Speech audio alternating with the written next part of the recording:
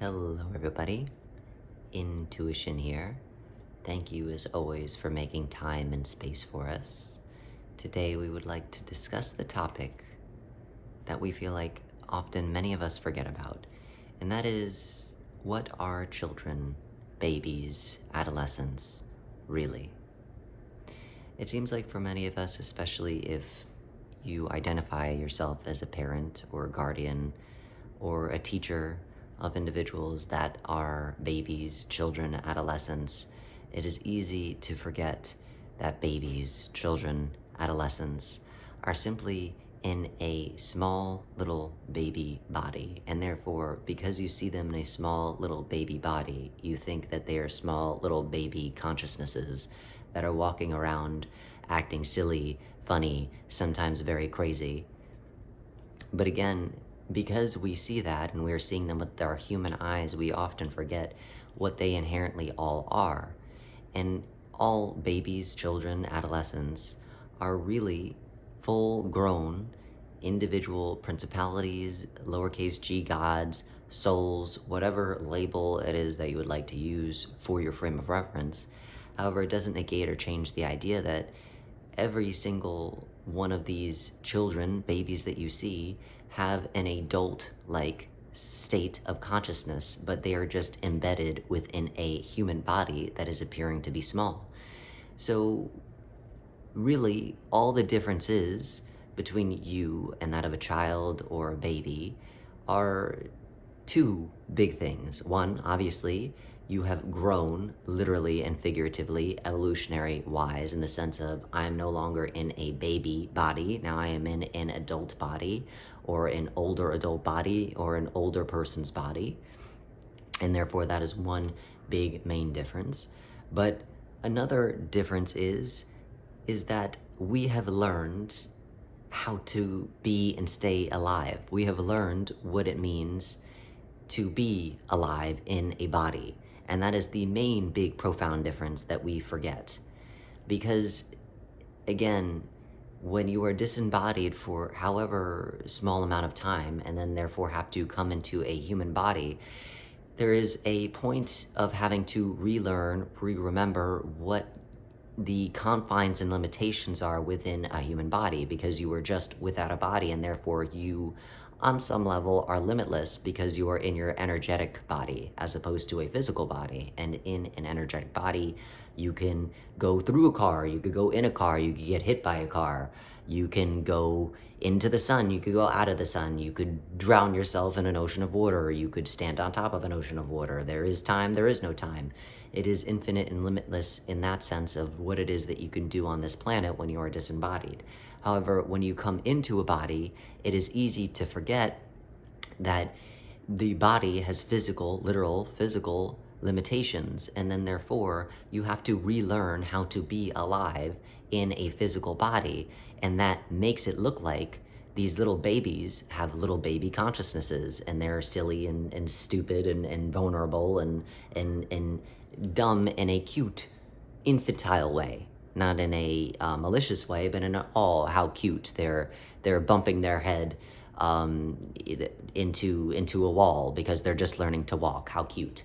When in reality, they maybe are bumping their head into a wall because they remember when they were disembodied that they could go through the wall. And now in a physical body, they cannot go through the wall, and they must remember that the physical body has a limitation, and therefore, bang, I try and move through the wall, and bang, my body limits me from going through the wall. Whereas again, in my cosmic body, in my disembodied body, I was able to move through walls, move through the planet, move into the sun, move in whichever way I pleased. But again, because now I'm fixed in a body, I'm not able to do those things. I have to re-remember how to use all these faculties that inherently were not something that I had to work with when I did not have a body to confine me in. So really, the only two differences between you and a baby, a child, an adolescent is that the baby, child, adolescent is learning what it means to be alive within a body, and the process of doing so is very gradual, And to us, it is silly because we have already very much learned that lesson in our adolescence, in our childhoods, in our babyhoods. And so, therefore, really, those are the only two differences. But that does not negate nor take away the fact that they are still big adults, just in little baby bodies, trying to re-remember and relearn what it means to be in a confined, finite space, when before they were in an infinite, limitless space within the confines of the universe in which we have created for ourselves. So that is one big thing to remember, because we often forget that. So just because you remember what it is to be alive and what it means to be alive within the confines of a human body doesn't make you bigger, only literally bigger, because you are in an adult body now. But it doesn't really change the fact that those babies, those adolescents, those children have a big expanded consciousness just like your own. If you ever have looked into a baby's eyes and really looked into a baby's eyes and not get lost in the cuteness of their little cheeks and their little nose and their little everythings, you look into their eyes and you might get a little freaked out because you see, oh my God, there's like something really looking back at me, not my idea or my label of what a baby is, what a child is, but like a real soul, a real universal principality, a real lowercase g staring back at me. And it's a little creepy because this thing definitely has a lot of consciousness, more than what it is that I'm giving it credit for. So for many of us, we again get lost in our identification of what a baby is, because it's a small little body that the soul is inhabiting.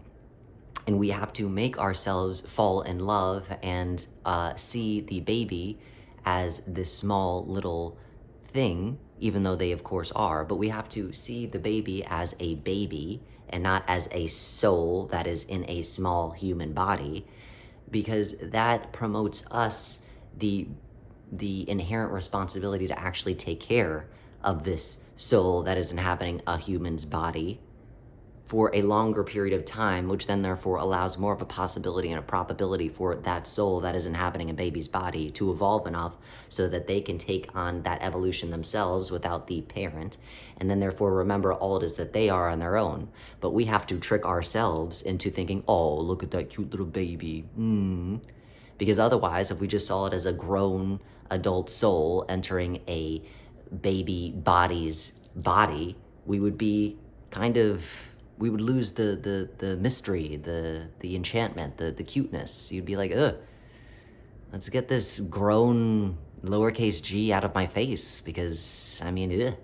I know in there is a wise being, potentially even more wiser than me, because in your disembodiment, you remember more of all it is that you are without the confabulation of the personality and the other universal principalities that I keep on having to bump into. So, ooh, I don't know if I like it. I like you better as just the idea of, oh, look at that cute little baby that doesn't know anything, that's fumbling and stumbling around. Isn't it cute that they just fell down for the 10th time on their knees and are crying and wailing and screaming? Isn't it cute that I have to wipe their butt? Isn't it cute that they just vomited all over the floor because they now know that they shouldn't eat what it is that they just ate a second ago? Whereas, again, if you had the remembrance of this soul, adult soul is in a little baby body for its own evolutionary growth, then you would probably be demystified as the parent and be more or less a little freaked out, a little like, ooh, who are you really in there? And where did my baby go?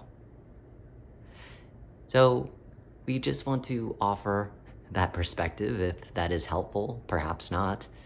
But we offer that perspective because, again, as we stated when we began the video, many parents or teachers or guardians or individuals that are placed in a role in which they are an authority figure or a leader figure over a child, adolescent, or baby, forget that these individuals are full-grown souls, full-grown consciousnesses that are simply just in a little body. And therefore you forget their own individuality and their own intelligence and their own capabilities. And in a way, when you do that, you do not allow that universal principality to be all that it can be, because you are putting on it your definition and your limitation of what a baby, what a child, what an adolescent is. And if you simply strictly enforce this idea that that is all they are, that they're just that body and they're just that child, just that adolescent, just that baby, then you are again not seeing the magic of all it is that is really within that body. And it is not your baby. It is another God that simply chose to come through another God, which is pretty fantastic and interesting and exciting if you think about it. So as always, we thank you for making space and time for us. We wish you well on your journey of remembering that your baby, your child, maybe you're a teacher and you're teaching these children, however it is that you are interacting with these young little people, that they really aren't young little people, that they're big adult beings just wrapped up in a small little casing. Thank you.